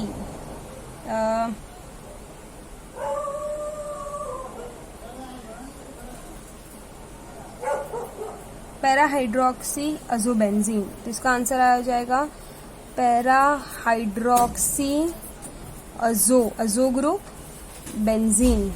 तो ये जो ऑप्शन है that is nothing but option number B है। Q number 75 that is Liebermann reaction, that is a colour change, again it is out of the syllabus question. Okay, so when I am treating phenol with NaNO2 and sulphuric acid, complex बनाएगा जो red colouration को होगा। Base अगर मैं access में डालूंगी तो blue हो जाएगा और जब मैं उसको डाइल्यूट कर दूंगी तब वो ग्रीन कलरेशन दिखाएगा। तो मतलब 75 का ऑप्शन नंबर बी है, वो आपको थोड़ा याद रखना पड़ेगा ये वाला। So if we talk about 76th question जो थोड़ा ट्रिकियर है, सैलिसिलिक एसिड को हमने ट्रीट किया हुआ है फिनॉल के साथ। जब हम इसको रिएक्ट करेंगे तब फिनॉल का H बिकॉज वो ज्यादा एसिडिक है और बेंजीन दैट इज COOH का OH ग्रुप निकल जाएगा, ये दो रिंग साथ में आ जाएगा to form the ester. Because हमें पता है that is alcohol plus carboxylic acid combined together to form the ester. तो ये जो होगा कुछ एस्टर वाला कंपाउंड हो जाएगा, तो जो होगा सेलॉल। तो ये जो है option number A salol, that is ester compound of the salicylic acid, जिसको हम सेलॉल बोलते हैं। ये आपको थोड़ा याद रखना पड़ेगा। Let's evaluate the other option also. तो आंसर इसका ए है, पर हम बाकी का ऑप्शन भी देख लेते हैं बिकॉज कभी कभार मैच द कॉलम या कॉमन नेम के लिए सारे ऑप्शन आ सकते हैं। आई ऑल्सो वांट कि आप इसको पॉज करो और ये सारे स्ट्रक्चर्स को कॉपी करके एक बार नोट डाउन कर लीजिए। ये सारे स्ट्रक्चर आपको केमिस्ट्री इन एवरीडे लाइफ में भी आए हुए हैं जिसका मेडिसिनल यूज भी है। तो मैं चाहती हूँ कि आप उस हिसाब से भी इसको याद रखिए। एस्पिरिन, जिसको हम एसिटाइल सैलिसिलिक एसिड भी बोलते हैं। ओके, एस्पिरिन जो हमने इस्तेमाल किया था that is chemistry in everyday life, that is narcotic and non narcotic में। ओके, तो नॉन नार्कोटिक जो था उसमें एस्पिरिन हमने देखा था। एग्जाम्पल ऑयल ऑफ विंटरग्रीन, जिसका कॉमन नेम जो है दैट इज आयुपैक है मिथाइल सैलिसिलेट। तो आप जो है सैलिसिलिक एसिड का जो है एक H निकाल के इधर एक CH लगा दीजिए तो आप हो जाएगा methyl salicylate, that is oil of wintergreen. तो अगर एसिटाइल ग्रुप लगाया तो एस्पिरिन, मिथाइल ग्रुप लगा दिया तो ऑयल ऑफ विंटरग्रीन। तो ये बात आप थोड़ा याद रखिए। ऑर्थोक्लोरो बेंजोइल क्लोराइड, तो ये बेंजोइल ग्रुप है और ये ऑर्थो पे क्लोरो ग्रुप है। ठीक है, तो 76 का आंसर है ए। क्यों है दैट 77, बट अब थोड़ा ट्रिकियर है मेरे लिए भी समझाने के लिए। Let me try for that. हमारे पास फिथालिक अनहाइड्राइड है, मिथालिक अनहाइड्राइड। मैंने इसको फिनॉल के साथ ट्रीट किया। मैं 2 फिनॉल के मॉलिक्यूल ले रही हूँ। हम काफी एक ब्यूटीफुल रंगोली बना रहे हैं इधर, ट्राई कीजिए अगर आपको समझ में आ रही है तो। तो इधर ये C डबल बॉन्ड O, ये जो कार्बन के साथ ये डबल बॉन्ड O लगाया हुआ है हमने, और ये जो O है ये 2H के साथ चला जाएगा, तो इधर OH, इधर भी आ जाएगा OH, इधर आ जाएगा O।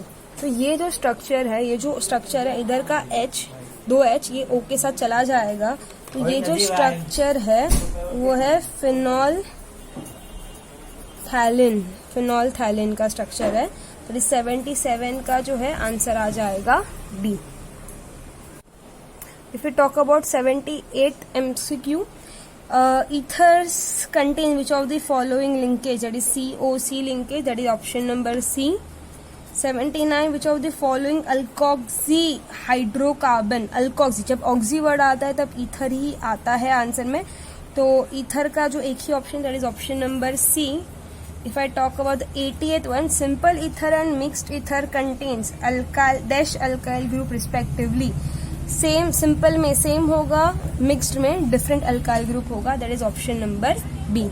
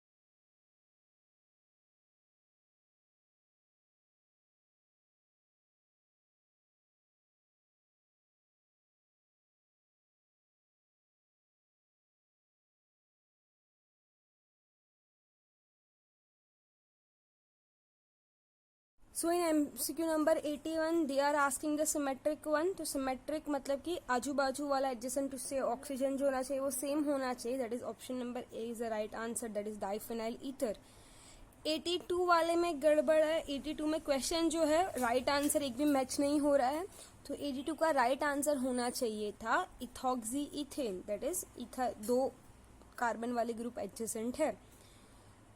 83 वाला देखिए भाई, which of the is incorrectly matched. 83 में अगर हम देखें तो सारे ऑप्शन जो है वो सेम राइट ही दिए हुए हैं, पर डी ऑप्शन को अगर ध्यान से देखें तो, बिकॉज हमें बोला गया है कि whenever we are writing the IUPAC nomenclature we also have to take care about the alphabetic preference. तो मिथाइल का एम पहले आता है, देन फिनाइल, सो डी होना चाहिए था मिथाइल फिनाइल ईथर, तो एक गलत है, तो option number D is the correct answer for this. 84 की अगर बात करें तो बॉन्ड एंगल ऑफ ईथर जो है वो लोन पेयर की वजह से वो थोड़ा टिल्ट हो जाता है और वो बन जाता है 1-1-10। ओके, मैं चाहती हूँ कि आप अल्कोहल और फिनॉल का भी बॉन्ड एंगल लर्न कर लीजिए। Now if we move to the option number, that is MCQ number 85, the number of lone pair present on oxygen, we know that there is 2 lone pair present, so that is option number B। if we see, these are the very easy MCQ, so the thing that you need to consider how quickly you can solve them। okay, so 86 the functional group isomer of propane 1-ol। पहले हम propane 1-ol का structure ही draw कर लेते हैं। Propanol okay 1 number पे ही है, that is OH group, first carbon से जुड़ा हुआ है। हमें पता है कि ये जो प्रोपेनॉल है वो फंक्शनल ग्रुप आइसोमर दिखाता है ईथर के साथ, तो ये हम लिख सकते हैं। तो इसका आईयूपैक हम बोल देंगे 2 कार्बन इधर है, 1 कार्बन इधर है, O का जो ऑक्सी है वो छोटे कार्बन के साथ जाता है, तो कहने से 1 कार्बन दैट इज मिथ, ये ऑक्सी और ये इथेन, तो इसका आंसर हो जाएगा 86 का methoxy ethane, that is option number D. Let's go ahead, that is question number 87। कितने आइसोमर बना सकते हैं, तो कैन आई से हम बोलेंगे तो भाई ये देयर इज प्रोपेनॉल तो होगा ही होगा, तो ये एक दूसरा आइसोमर हम बना सकते हैं इसमें से। ओके, कैन आई से तीसरा आइसोमर जो है वो ये 1 2 3 और एक मैं OH इधर लाके जो है वो भी मैं बना सकती हूँ। तो ये जो हमारे पास फॉर्मूला है दैट इज C3H8O, इससे मैं ये 1 ये 2 ये 3 आइसोमर बना सकती हूँ। Isomers having the same molecular formula but different structural formula. तो ये दोनों जो होंगे फंक्शनल ग्रुप आइसोमर है एक दूसरे के, ये दोनों जो है ये पोजीशन आइसोमर है एक दूसरे के, position of functional group changes हो गई है। तो 87 का आंसर होगा सी, दैट इज 3 आइसोमर हमारे पास बनेंगे as you can see over here. जब भी आपको लगे कि आपको कोई भी क्वेश्चन पढ़ना है या उसमें ज्यादा टाइम लग रहा है तो please pause the video and see the answer. One of the reason we are shooting the video is this only, so that कि आप जितने भी बार चाहे उतनी बार वो कॉन्सेप्ट रिवाइज कर सकते हो। 88 preparation of ethers from alcohol from using sulphuric acid. देखो भाई ये कंटिन्यूएशन इथेरिफिकेशन का क्वेश्चन बार बार आ रहा है। Continuous etherification and Williamson synthesis, ये 2 कॉन्सेप्ट होंगे जो ईथर के आपको पता होने ही चाहिए। तो 88 का आंसर है B, that is continuous etherification, जिसमें से सल्फ्यूरिक एसिड कैटलिस्ट की तरह काम करता है, रीजनरेट हो जाता है। हम बहुत सारे अल्कोहल को ईथर में कन्वर्ट कर सकते हैं, पर इसमें गड़बड़ है। लोअर टेम्परेचर पे ईथर फॉर्म होगा, हायर टेम्परेचर पे अल्कीन फॉर्म होगा, ये बात हमें याद रखनी है। 89th की बात करें तो हम in the Williamson synthesis of ether give the general formula, तो आर ग्रुप अल्काइल हलाइड का ये जो आर ग्रुप है वो क्या होना चाहिए। ये 1 साल के नीट में भी ये क्वेश्चन पूछा गया था। तो अगर जब भी आपको अनसिमेट्रिकल ईथर बनाना है, ओके, तो हमेशा याद रखिए जो भी छोटा ग्रुप होता है वो आर का ग्रुप होना चाहिए, आर एक्स में छोटा, आर एक्स में आर छोटा होना चाहिए। तो can I say that is option number A आ जाएगा, दैट इज मिथाइल ग्रुप, फिर primary secondary and then tertiary would be there. 98 वाला एनिजोल इज ऑब्टेन्ड बाय, तो कैन आई से मैंने फिनॉल लिया हुआ है, मैंने इसको रिएक्ट किया हुआ है CH3I के साथ इन प्रेजेंस ऑफ बेस।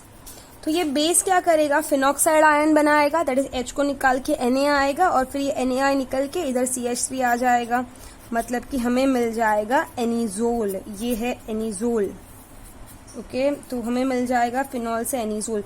ये रिएक्शन हमें आगे यूज में आएगा, इसको आप ध्यान में रखिए। Let's go ahead with the next question, that is question number 91। तो अगर हम 91 की बात कर रहे हैं तो फिर टॉकिंग अबाउट 91 में बोल रहा है propane 1 all reacts with this with diazonium methane gives. Okay, हमें ये पता है कि भाई propane 1 all in presence of this reacts with diazomethane. Diazomethane के साथ जब उसको हम रिएक्ट करेंगे तो हमारे पास बट ऑलवेज ईथर बनेगा, पर इसका लिमिटेशन क्या है कि भाई इसमें जो डायज़ोमीथेन की वजह से दैट इज CH2N2 की वजह से मैंने इसको रिएक्ट किया हुआ है प्रोपेनॉल के साथ, दैट इज C3H7OH के साथ। तो ये ग्रुप इसके साथ लगेगा, ये N2 ग्रुप रिलीज हो जाएगा, तो मुझे मिलेगा CH3OC3H7 which is nothing but 1-methoxypropane। तो that is option number C. याद रखिए इसमें से कौन सा गैस लिबरेट होता है, नाइट्रोजन गैस। जब भी आपको डायज़ो ग्रुप दिए आप डायरेक्टली लिख दीजिए कि नाइट्रोजन गैस उसमें से रिलीज हो रहा है।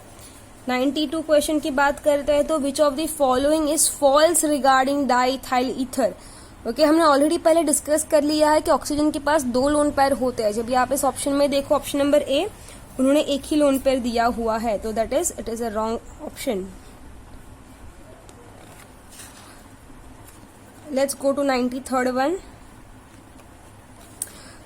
हमें ये बार हमने ये पढ़ा हुआ है, इवन दो अल्काइल हलाइड्स में भी बहुत सारी बार, कि HI जो है वो हाईली रिएक्टिव होता है, देन HBr, देन HCl, और HF तो है वो रिएक्ट होता ही नहीं है बिकॉज वेरी स्ट्रॉन्ग बॉन्ड बनाता है।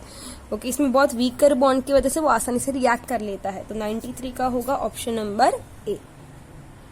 ये जो 94th क्वेश्चन है वो बहुत ही इंटरेस्टिंग क्वेश्चन है, हम इसको बार बार पढ़ते आ रहे हैं कि भाई ईथर जो है यूज्ड होता है इनर्ट मीडियम की तरह। ओके, तो that is C.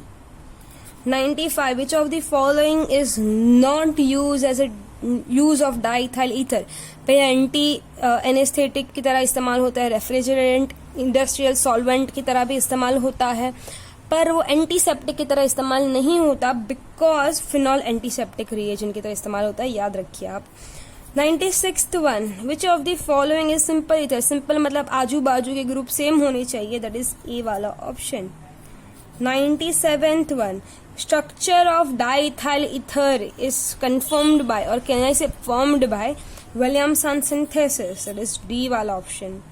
98, concentrated sulfuric acid heated with excess of alcohol at 140 degree। अरे भाई हमने अभी बोला था, that is ether, continuous etherification process, that is B option। देखो भाई कंटिन्यूस इथरिफिकेशन बार बार आ रहा है, रिवाइज करो उसे।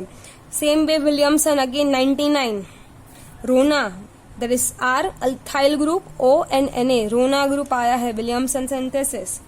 100th वाला एमसीक्यू भाई देखो फटाफट, Williamson synthesis is use to prepare, हमेशा देखो भाई ईथर के लिए होता है, दैट इज एक ही ईथर वाला ऑप्शन दिया है, दैट इज डाईथाइल ईथर बोला है उन लोगों ने। देन बाई 101, 101वां MCQ, methyl phenyl ether can be obtained by. भाई थोड़ी देर पहले ही बोला था हमने कि भाई ये मैंने फिनॉल लिया हुआ है, उसको मैंने बेस के साथ रिएक्ट कर रही हूँ तो फिनोलेट आयन मुझे मिल जाएगा। जब मैं उसको रिएक्ट कर रही हूँ CH3I के साथ, ओके, तो मुझे हो जाएगा, मेरे पास एनिजोल मिल जाएगा। एनिजोल मतलब क्या, मिथाइल फिनाइल ईथर, तो that is option number A is the correct answer। 102, the compound formed when ethyl bromide is heated with dry silver oxide। अभी ये गड़बड़ है, ध्यान से देखो भाई, अगर इथाइल ब्रोमाइड को मैंने रिएक्ट किया हुआ है ड्राई सिल्वर ऑक्साइड के साथ, ये क्या है भाई, ड्राई है, ठीक है, तो मुझे मिल जाएगा ये AgBr, मैं इसको 2 बार लूंगी, ये AgBr चला जाएगा, मुझे मिल जाएगा C2H5O C2H5 which is nothing but the ethoxy ethane, मतलब ईथर मिल जाएगा, ठीक है। पर व्हाट इफ अगर मैंने इधर ड्राई की जगह पर मॉइस्ट सिल्वर ऑक्साइड लिया हुआ है, तो अगर मैंने इधर मॉइस्ट सिल्वर ऑक्साइड लिया हुआ है तो ये जो मुझे मिलेगा वो मिलेगा इथाइल अल्कोहल, तो ये बात आपको याद रखनी है। इधर जो मेरा ऑप्शन होगा 102 में वो होगा diethyl ether, that is option number B। In MCQ number 103, ethers which is liquid at room temperature। देखो भाई ईथर में जो होता है वो पोलर कंपाउंड होता है, ठीक है, तो जो रूम टेम्परेचर पे होगा वो है C वाला, दैट इज इथॉक्सी ईथेन वाला, ज्यादा पोलर है वो। 104, ethyl dimethyl ether, dimethyl ether when heated with access of HI। अभी देखो आप इसको कैसे याद रखोगे, एक्सेस ऑफ HI है भाई और हॉट कंडीशन है, भाई गर्मियों के टाइम पे पानी की जरूरत तो बहुत ही पड़ती है, तो हॉट कंडीशन दिया जाए तभी आपको हमेशा वाटर मॉलिक्यूल को निकालना है, तो 104 का आ जाएगा ऑप्शन नंबर B। 105, जो ऑर्गेनिक कंपाउंड जो कुछ तो दिया है हमें, okay, that does not give precipitate with 2,4-dinitrophenyl hydrazine। अभी याद रखो यार, ये भाई 2,4-dinitrophenyl hydrazine जो भी है ये बात, ये जो है सिर्फ और सिर्फ रिएक्शन दिखाएगा कार्बोनिल ग्रुप के साथ। कार्बोनिल मतलब कि अल्डिहाइड, कीटोन, उन सब के साथ ही ये जो होगा वो रिएक्शन दिखाएगा, बाकी किसी के साथ रिएक्शन नहीं दिखाएगा, ओके। और फिर ये जो सोडियम है वो दिखाएगा अल्कोहल के साथ, क्यों भाई, अल्कोहल को अपना एसिडिक नेचर दिखाना है ना, तो ये H को रिप्लेस करेगा, सोडियम इधर आएगा, तो मतलब कि ये जो होगा वो दिखाएगा एसिडिक नेचर। तो अगर मैं ऑप्शन को देखूं तो भाई अल्डिहाइड है मेरे पास, कीटोन है मेरे पास, अल्कोहल भी है, तो कौन सा रिएक्शन नहीं दिखाएगा, जो नहीं दिखाएगा वो होगा हमारा प्यारा ether, that is option number D। 106th one, which of the following product is formed with when ether is exposed to air। exposed to air ether का ऑक्सीडेशन हो जाएगा, वो पैरोक्साइड लिंकेज वाला कंपाउंड बना सकता है। 107, which of the following compound on boiling with KMnO4। जब भी मैंने पढ़ा KMnO4 K2Cr2O7, CrO3, PCC, PDC, they are all oxidizing agent. Okay तो मुझे बेंजोइक एसिड बनाना है. बेंजोइक एसिड मतलब कि बेंजीन के ऊपर COOH. तो बट ऑब्वियस मैं बेंजाइल अल्कोहल से बना सकती हूँ, मैं एसिटोफिनॉन से बना सकती हूँ, मैं टोल्यूएन से बना सकती हूँ.